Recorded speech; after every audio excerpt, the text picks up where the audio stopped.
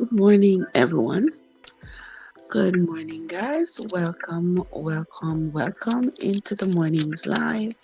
Today is Monday, the 18th of December of 2023, and today we are going to be reading.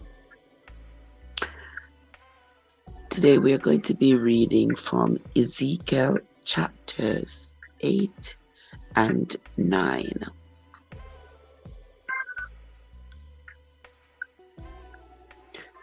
Now, this morning, I want to say thanks to everybody who has been coming into the live, into the channel.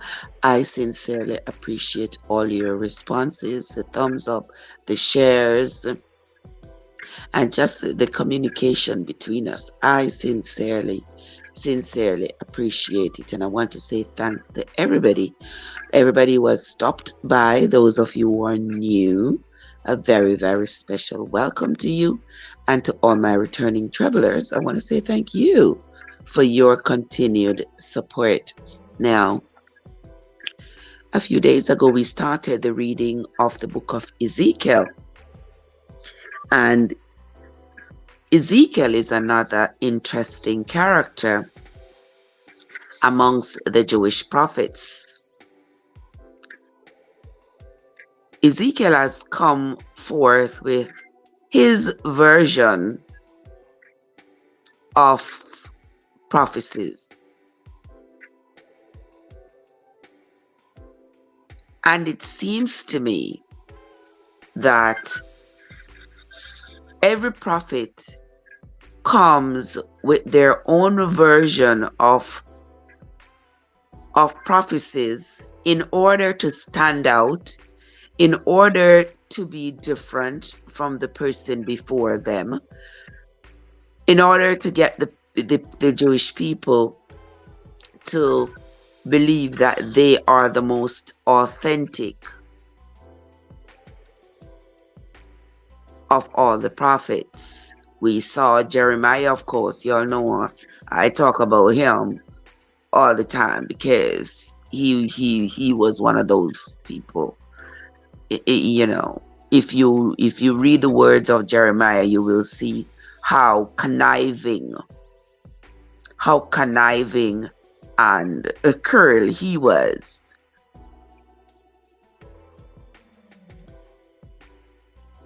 Now we are on to Ezekiel, and Ezekiel has come with his brand of prophecy that is also causing the Jewish people to be, no wonder they were confused, because I would be confused. I wouldn't know which way to go either, because they have the teachings from their foreparents that says do this, do that. They are the commandments, plus they had over 700 other precepts and principles that they had to live by. Yet, the only thing their prophets preached for them was death and destruction. They disobeyed. They didn't do what they were supposed to do. There wasn't any grace being extended. There wasn't any forgiveness. There wasn't any love, any peace. Now, y'all remember when we were reading back in Exodus, Leviticus, when we were reading earlier on, at least the first 5 books of the Bible. When we were reading those books of the Bible, I saw where the Jewish God seemed to have been for the Jewish people. There was a lot of talk about accumulating wealth, growing, conquering. Those were what were included in the first 5 books. After that, all the prophets that came up after that and spoke of their experiences and how God talked to them, do you notice that they all claim that the only thing God can tell those people to do is to tell the people how much death and destruction is going to take them. And it has baffled me, like, why? Why would they be against their own people? Because these are all Jewish prophets, you know. And all they're preaching is death and destruction. That's all Jeremiah preached. That's the only thing God told Jeremiah he was going to do for the Jewish people, was destroy them, send them into slavery, cause them to die by the sword, by famine, and by pestilence. That's all he preached. And that was why King Jehoiakim destroyed the scroll that was written by Baruch but narrated by Jeremiah, because the people were fed up. Like, the king even that you preach to us is against us. Everything you prophesy is against us. He claimed that God told him. So that would say to me that their God has abandoned them. Their God has turned his back on them. If all they can get from their God is death and destruction. But he loves you. Really? Very odd, right? Now we move on over to Ezekiel. And boy, Ezekiel has come out quite strong. In Ezekiel chapter 4 and verse 11 through 13, Ezekiel says, the Lord, tell him now, no, the Lord has told him that the people should make cakes out of human doo-doo, out of the excrement, the feces of a man. Don't say Trev said it. Let us read it together. Ezekiel chapter 4 and verse 11 says, thou shalt drink. Now this is, according to Ezekiel, this is the Lord speaking to him. Thou shalt drink also water by measure, the sixth part of a hin. From time to time shalt thou drink, and thou shalt eat it as barley cakes, and thou shalt bake it with dung. You all know what dung is. With dung that comes out of a man. Out of man. Dung that comes out of man. You know, when they use man so collectively, it means humans. And you shall eat it with dung that comes out of man in their sight. And the Lord said, even thus shall the children of Israel eat their defiled bread among the Gentiles, where I will drive them. Now, that part hit me a little bit harder, and I guess that's the intent, that each of the Jewish prophets come out with something more extravagant, more extra. I don't even think extravagant is the right word, but it is for me right now. Everybody comes out with something more sensational, something more shocking. It seemed like this was the first kind of soap opera, or the first kind of blogging, because everybody, all these people coming up with something more sensational to see if they can get more attention. But we're going to continue reading this morning. We are going to move right along. We are going to continue reading everything else that Ezekiel, it says the Lord told him and the Lord revealed to him. So come along with me, guys. Get your book Bible or your Google Bible, whichever one. And we do not move forward without our preface.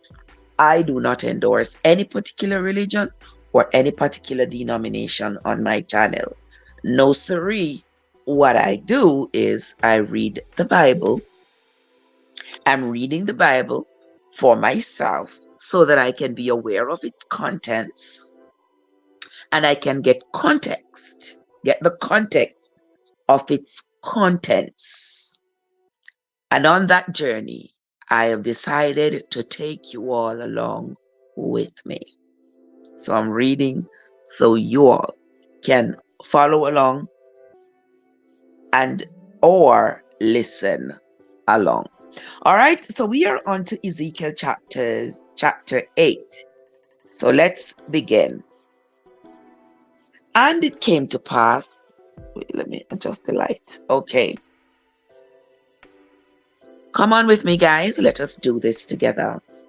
And it came to pass in the 6th year, in the 6th month, in the 5th day of the month, as I sat in my house, and the elders of Judah sat before me, that the hand of the Lord God fell there upon me.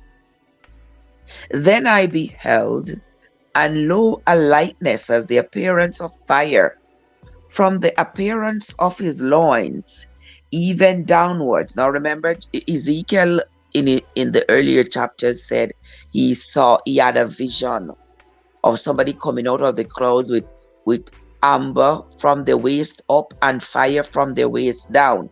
Now here you say again, then I beheld, and lo, a lightness as the appearance of fire, from the appearance of his loins, even downwards, fire, and from his loins upwards, as the appearance of brightness, as the color of amber. Now remember, he had seen this image before. Now he's seeing this image again. And he put forth the form of a hand, and took me by a lock of my head. All right. So there is no doubt that Ezekiel, if Ezekiel had a lock of his hair, what that tells you? That Ezekiel was probably, well, not probably, was a Rasta man. All right? Let us continue. He took me by a lock of my head, and the Spirit lifted me up, and the Spirit lifted me up between the earth and the heaven, and brought me in the visions of God to Jerusalem, to the door of the inner gate that looks towards the north, where was the seat of the image of jealousy, which provoked to jealousy. And behold, the glory of the God of Israel was there, according to the vision that I saw in the plain. Then said he unto me, Son of man, lift up thine eyes now the way towards the north. So I lifted up mine eyes the way towards the north, and behold, northward at the gate of the altar, this image of jealousy in the entry. This image of jealousy. Image of jealousy. Verse 6. He said furthermore unto me, Son of man, seest thou what they do? Even the great abominations that the house of Israel commits here. that I should go far off from my sanctuary. But turn thee yet again, and thou shalt see greater abominations. And he brought me to the door of the court, and when I looked, behold, a hole in the wall. Verse 8. Then said he unto me, Son of man, dig now in the wall. And when I had dug in the wall, behold, there was a door. And he said unto me, Go in, and behold the wicked abominations that they do there. So I went in and saw, and behold, every form of creeping things, and abominable beasts, and all the idols of the house of Israel, portrayed upon the wall round about. And there stood before them 70 men. 70 men of the ancients of the house of Israel. And in the midst of them stood Jezaniah, the son of Shaphan. Jezaniah, the son of Shaphan, with every man his censer in his hand, and a thick cloud of incense went up. Now, this is supposed to be some kind of mural on a wall, because certainly this was not the people actually being there. And since he said it was people of old, that means that it was a drawing. Then said he unto me, Son of man, hast thou seen what the ancients of the house of Israel do in the dark? Every man in the chambers of his imagery. For they say, The Lord sees us not. The Lord hath forsaken the earth. He said unto me, Turn thee yet again, and thou shalt see greater abominations that they do.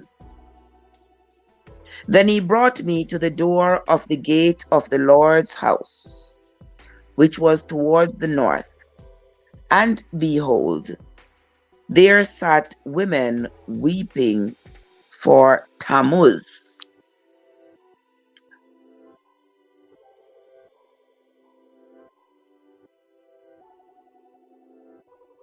Women weeping for Tammuz. Verse 15. We'll find out who is Tammuz. Then said he unto me,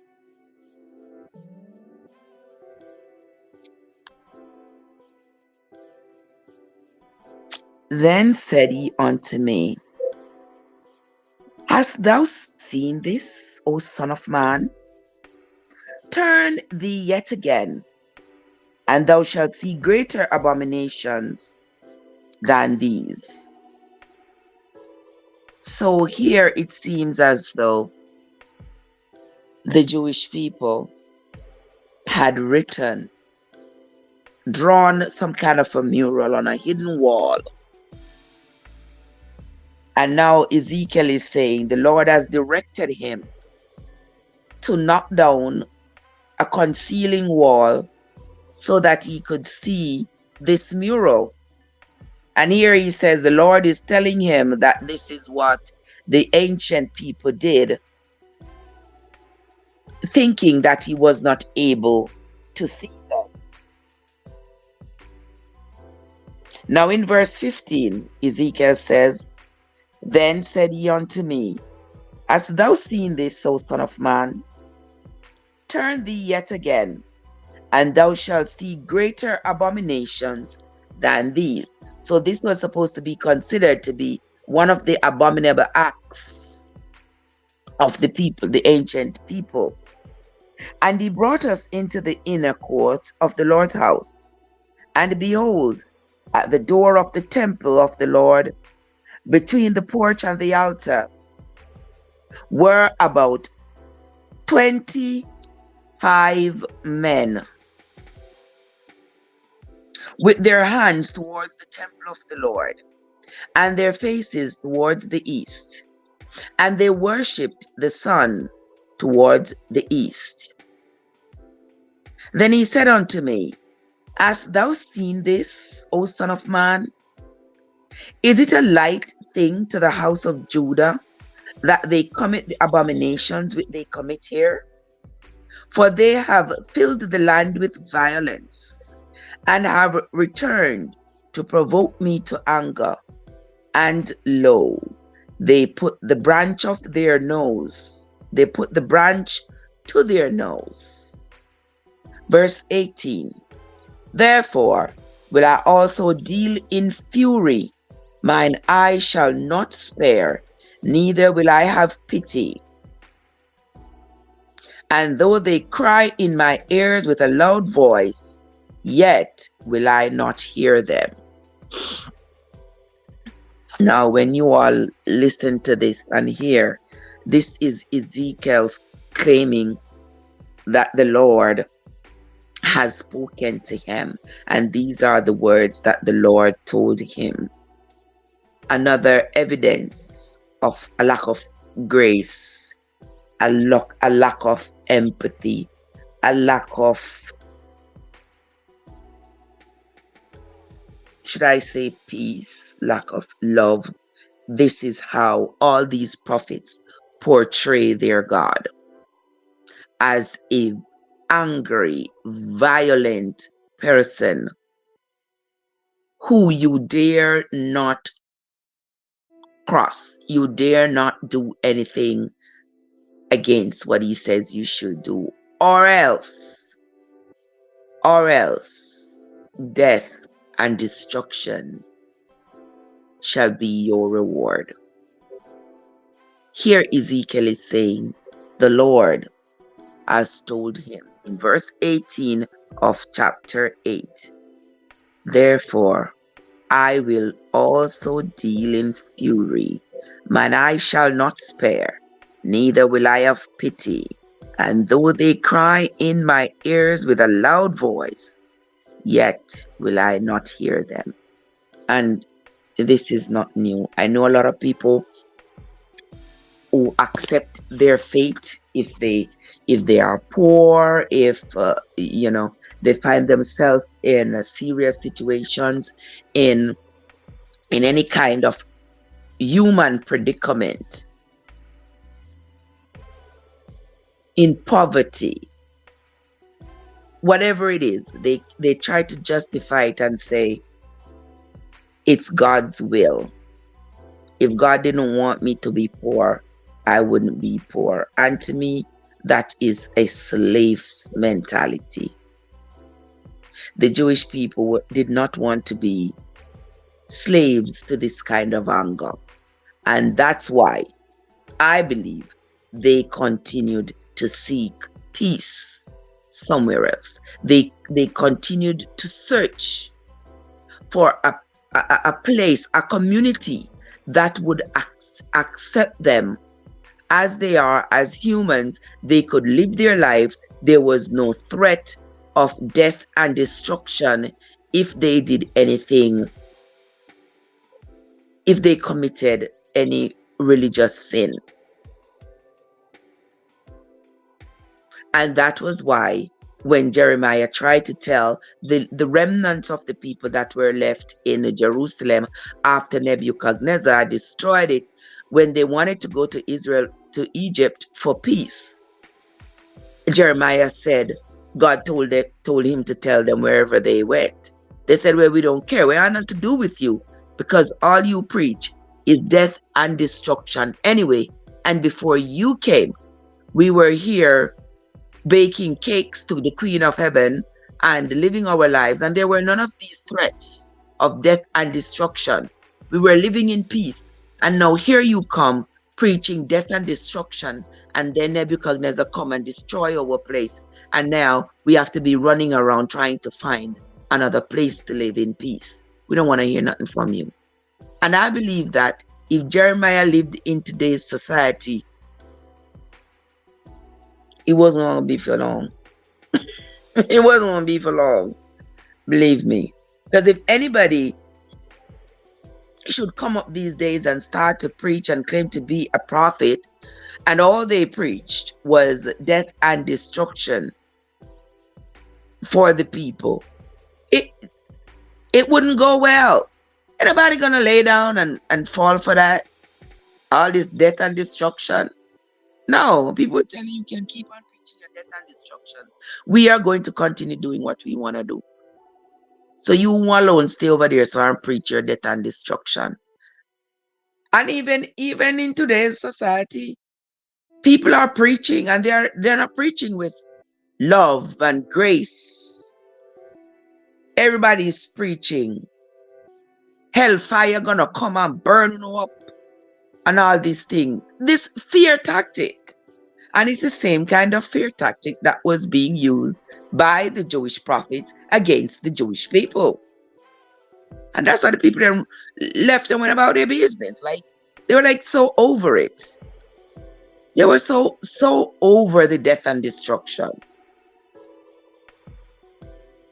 And these prophets were ensuring that the death and destruction came along because they were conspiring with the enemies to destroy their own people, because they wanted to prove that what they said was going to happen would happen. So these were like some narcissistic people. I tell you that this place is going to be taken over by Nebuchadnezzar. Nebuchadnezzar is going to come in and break down this place. He's going to come in and he's going to destroy this place. But never mind, it is your God who is going to make him do this, because your God told me that he's going to use Nebuchadnezzar to destroy you.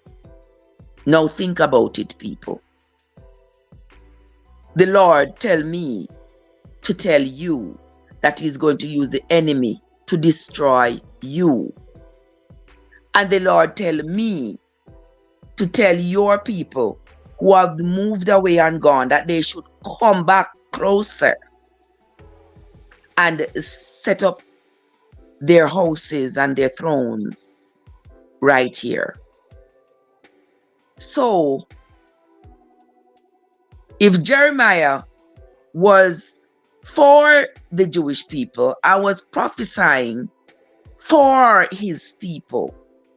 If God said to him, I am going to use the enemy Nebuchadnezzar to destroy Israel, to break it down, slay the people, take them in bondage, how come at the same time you say, God tell you to tell all the Jewish kings and nobles that had moved away that they should come back to Jerusalem? Wanna talk to me, people, and tell me if it is me. God, and we some are here. Bless up yourselves, my people. How are y'all doing? Now, I'm trying to think as practically as I can. If God, and you know I'm going back to Jeremiah because I'm showing you how these so-called prophets were conniving and cruel, and they contributed to the destruction of Israel. You want to know enemy? It was all orchestrated by these Jewish prophets. Look at Jeremiah. Jeremiah said God told him to call all the Jewish nobles, princes and kings and whoever they were who had moved away. Call them to come back to Jerusalem and to set up their thrones round about Jerusalem. He said, God tell him so. So he called the people, tell them that God said them to come back. And in the same breath, he preached that God told him that Nebuchadnezzar is going to come and destroy Israel. So that means, say, God has set up the Jewish people. All right. Me I go burn down this particular community. But hear what? Call all the people who have moved away from here and tell them, say, God said them to come back, come live here. They should come back to live here, even though I'm also prophesying that the community is going to be burnt. So everybody must come back, come make sure so them get there. They get burnt in the fire that is going to rain upon this place. Does that make sense? So that means Jeremiah was essentially telling the people, God tell him to bring the people them back so that they could be sitting ducks for Nebuchadnezzar. So that would ensure that Nebuchadnezzar would be able to destroy more of them in one horrible swoop. He would be able to destroy more of them. And that sounded like something that their God wanted for them. Death and destruction. When according to Abraham and Jacob, their God preached growth and prosperity for the Jewish people. That not sound right to me. And then here comes Ezekiel. Said God show him one wall that the people had drawn all that they were worshipped. Said they worshipped the sun to the east. That's one of the things they were doing. And the Lord was supposedly very angry at the people. And so in verse 18 of chapter 8, he says, he will not spare not one of them to live. He will not have any pity on them. He's going to destroy them one and all. And they're going to be crying to him, but he will not hear them. So if God destroying them and their enemy is destroying them, who is standing up for them? Ezekiel chapter 9. Follow along with me, guys, in your book Bible or your Google Bible. He cried also in my ears with a loud voice, saying, cause them that have charge over the city to draw near, even every man with his destroying weapon in his hand. And behold, 6 men came from the way of the higher gate, which lies towards the north. And every man a slaughter weapon in his hand. And one man among them was clothed with linen, with a writer's inkhorn by his side. And they went in and stood beside the brazen altar.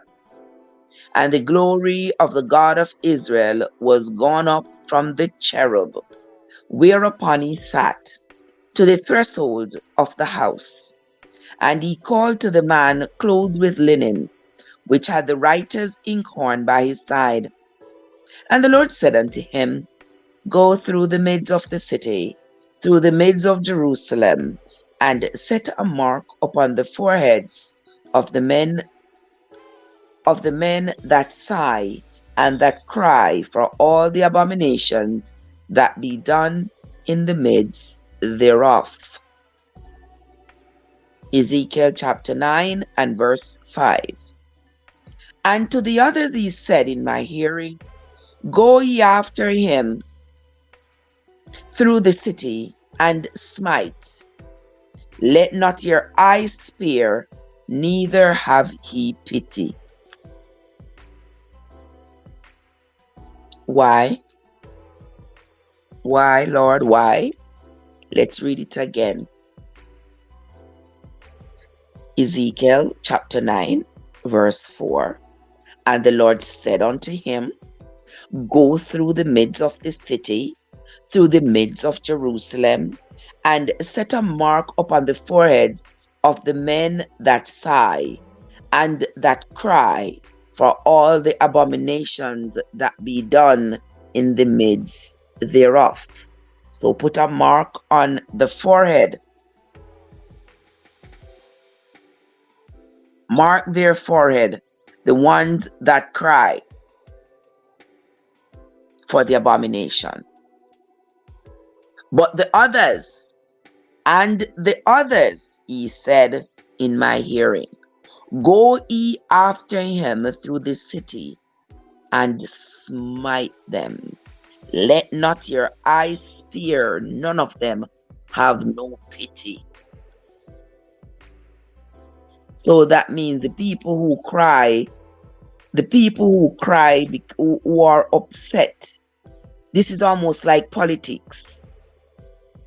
This is almost like some garrison stuff, where go to the city and everybody who you see are wear green, smite them. But the one them who you see wearing orange, let them stay. Leave them, but have no mercy on the ones wearing green. Does that sound quite garrison-like to y'all people? That the Lord would send out these people into the city, and anybody who is grieving because of the abominations that have been committed, those people should remain alive. But the ones who are happily participating or contributing to it, slay them and have no pity. Verse 6 says, Slay utterly old and young, both maids and let me clean my throat here. So it's the Bible reading. Slay utterly old and young, both maids and little children and women, but come not near any man upon whom is the mark. So do not slay any man who has the mark on his forehead. And begin at my sanctuary. Then they began at the ancient men which were before the house. And he said unto them, Defile the house, and fill the courts with the slain. Go ye forth. And they went forth and slew in the city. God, them say, tell these men, these now are Jewish men. These are not strangers. These are not enemies. These are not enemies from afar off. These are enemies within. And God, them say, God tell them, say, them fi slay every man, woman, maid, and child who not have one mark on them forehead for prove that they are against the abomination that the Jewish people are committing against their God. Mighty God.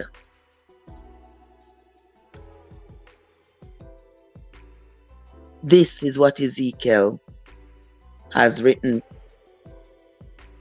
Say, oh God, tell them to do that. What anger? This anger is so overwhelming. This kind of anger would to me be like cold-blooded murderers who just go around and they do not care who they slay. They just indiscriminately just slay everybody who comes in their path. It's like somebody going out with an automatic weapon into a crowd, into a city, and just slaying everything that they see move. And they say this is their God. Tell them to do this.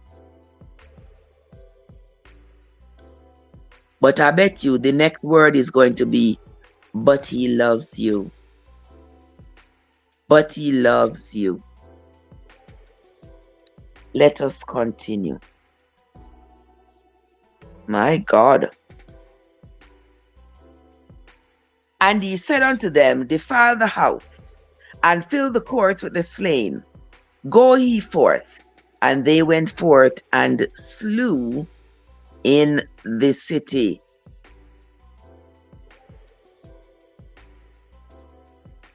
When some say, look, I got to come back and mark on the fire. I mean, what are they gonna mark people for? What are they gonna mark people for? To say you believe, or what is it that's going to make one person more worthy to continue living than another person? Here in Ezekiel chapter 9, what made someone worthy to be left alive is because they expressed dissatisfaction with the people committing the abominations. So that would make it justified for them to be allowed to live. But the ones who did not see it as a problem or did not care about it enough, those ones were slain. Where is the grace? Where is the coming together? Where is the meeting of the minds? Where is the advocate for peace, for love? Where is that? I do not get that feeling from reading this Bible. I don't get the feeling of forgiveness, love, and grace coming from this Lord. That's not how they portray him in the book. Was that intentional? I don't know. But it's not come to me if you find out that you have done wrong, you have done something that is against the teachings of your elders. Come to me and we can talk about it. I will forgive you. There is none of that. There is just death and destruction. Verse 7. And he said unto them, defile the house, and fill the courts with the slain. Go ye forth. And they went forth, and they slew the city. And it came to pass, while they were slaying the people, and I was left, that I fell upon my face. So this is Ezekiel. While they were slaying everybody else, I was left, that I fell upon my face and cried, and said, O Lord God, wilt thou destroy all the residue of Israel in thy pouring out of thy fury upon Jerusalem? Then said he unto me,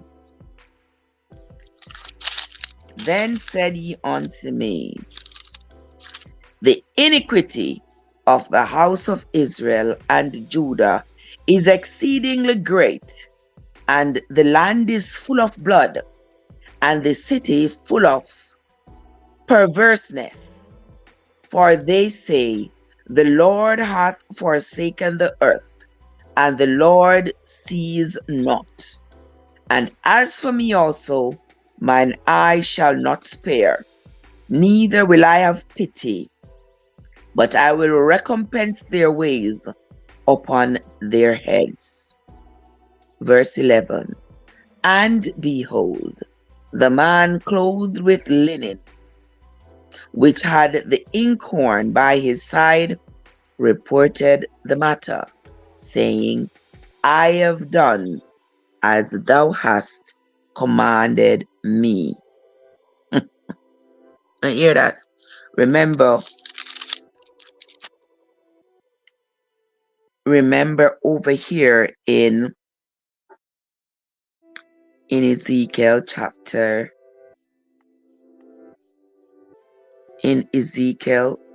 9, he said that there were 6 men. Let me read it for you again. Verse 1, 2, 3. He cried also in my ears with a loud voice, saying, cause them that have charge over the city to draw near, even every man with his destroying weapon in his hand. And behold, 6 men